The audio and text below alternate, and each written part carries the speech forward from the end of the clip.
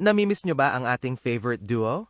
Habang inaantay natin ang mga panibagong updates kina Francine at Seth ngayong 2026, halina't balikan muna natin ang makulay na simula ng tambalang minahal nating lahat. Baliktanaw muna tayo noong 2019. Kung matatandaan nyo, magkaiba pa ang mundo nila noon bilang bahagi ng The Gold Squad. Si Francine at Seth ay may kanya-kanyang katambal at nakita natin silang lumago bilang individual na mga aktor. Magkaiba man ang kanilang mundo at love teams, pero doon natin unang nakita ang kanilang growth bilang mga mahuhusay na batang aktor. Sino nga bang mag-aakala na pagkatapos ng ilang taon, ang dalawang ito ang magiging perfect match para sa isa't isa?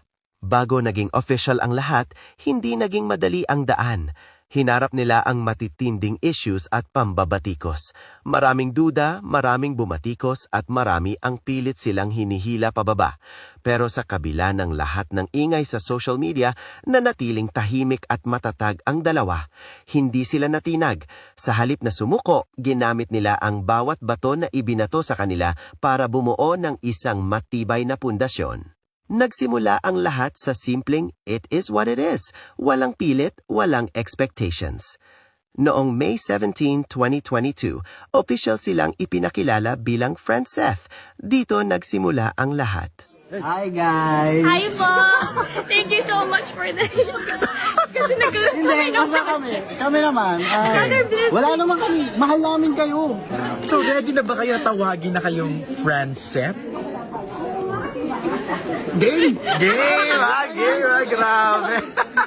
Matatandaan, una silang napanood na magkasama sa isang music video sa kantang Muli by Ace Banzuelo.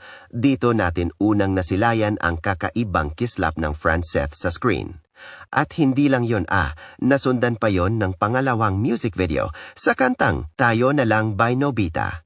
Isa sa mga naging malaking turning point nila ay ang pagsasama nila sa programang Dirty Linen bilang sina Chiara at Nico.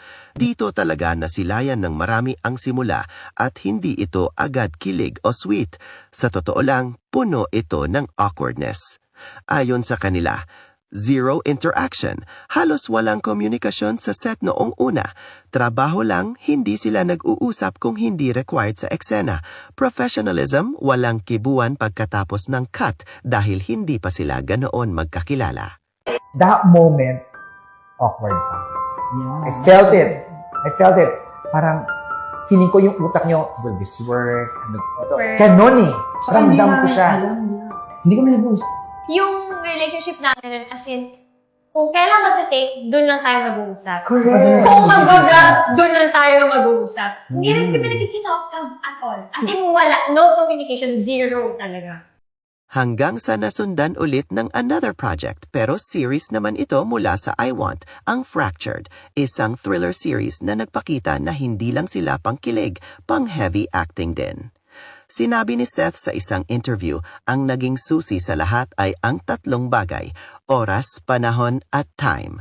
Hindi nila minadali ang koneksyon. Hinayaan lang nilang maging natural ang lahat hanggang sa kusa na silang naging komportable. Mula sa tahimik at awkward na simula, nakita natin ang transformation nila. Naging magaan, naging makulit at higit sa lahat, naging totoo. Ano nyo nabasag yun? How did you break the ice? Oras, panahon. Time yung ano namin, yung susi namin. Sa talagang sumusubaybay sa amin. Alam nila, naiintindihan nila. So, time talaga yung pinakapundasyon nito. Hindi kami nagmadali. Walang minadali. Walang pressure. Uy, dapat ganyan, dapat ganito. Walang dapat. Nakaka-proud isipin na ngayong 2026, 4 na taon na mula nang maging official ang tambalan ni na Francine at Seth. Pero hanggang ngayon ay nananatili pa rin silang matatag. Mula sa magkaibang partners noong 2019 hanggang sa unti-unting pagkakaroon ng closeness hanggang sa maging super comfy na sila sa isa't isa ngayon. Talagang makikita mo ang growth ng kanilang journey. Hindi naging madali ang lahat.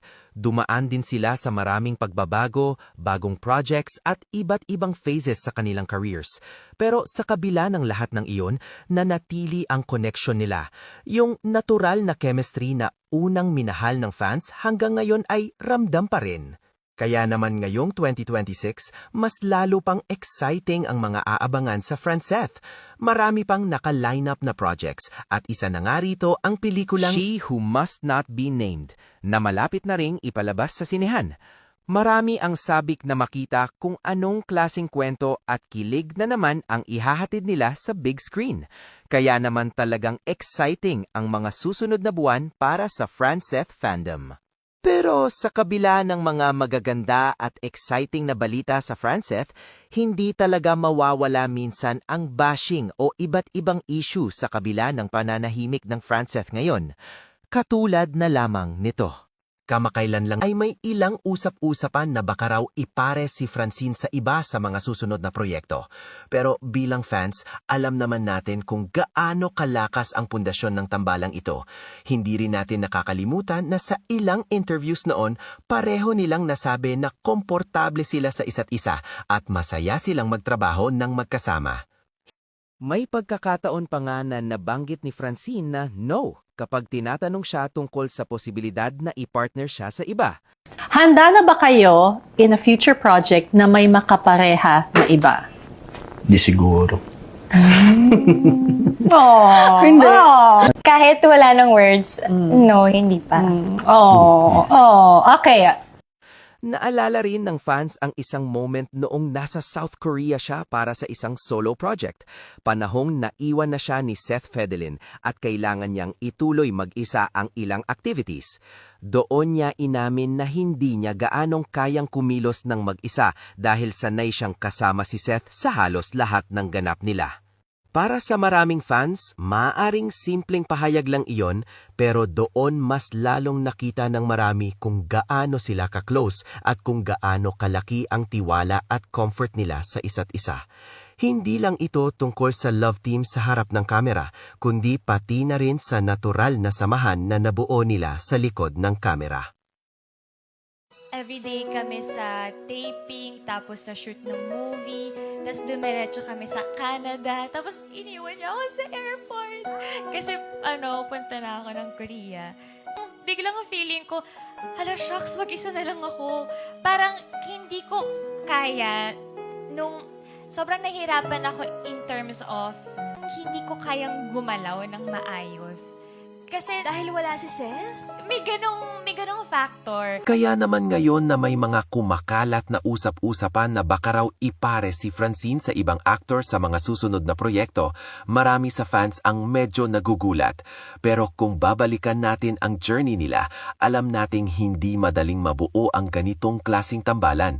Hindi lang ito basta love team, nabuo ito sa pamamagitan ng tiwala, comfort at natural na chemistry na nakita ng publiko sa kanila sa loob ng maraming taon. Hindi natin dinideny na darating ang panahon na maaaring magkaroon sila ng iba't ibang projects o makatrabaho ang ibang artists. Normal iyon sa industriya. Pero sa ngayon, malinaw na marami pa silang pagsasamahan at marami pang kwentong maibigay sa kanilang tambalan. At bilang fans, ang mahalaga ay patuloy nating suportahan ang kanilang journey, ano man ang mga susunod na mangyari. Dahil kung may isang bagay na napatunayan ng Franceth sa loob ng mga taon, iyon ay ang tadhana ay marunong maghintay sa tamang panahon. Mula sa simpleng pagsisimula hanggang sa pagiging isa sa mga pinakaminamahal na tambalan ngayon, talagang nakakatuwang masaksihan ang kanilang paglalakbay. At dyan muna nagtatapos ang ating content for today mga ka-Franceth. Kung proud din kayo sa journey ni na Francine at Seth, huwag kalimutang mag-like, mag-comment at mag-share para mas marami pang fans ang makasabay sa kanilang kwento. Marami pa tayong aabangan sa kanila ngayong 2026, kaya stay tuned lang kayo para sa susunod na updates. Hanggang sa muli!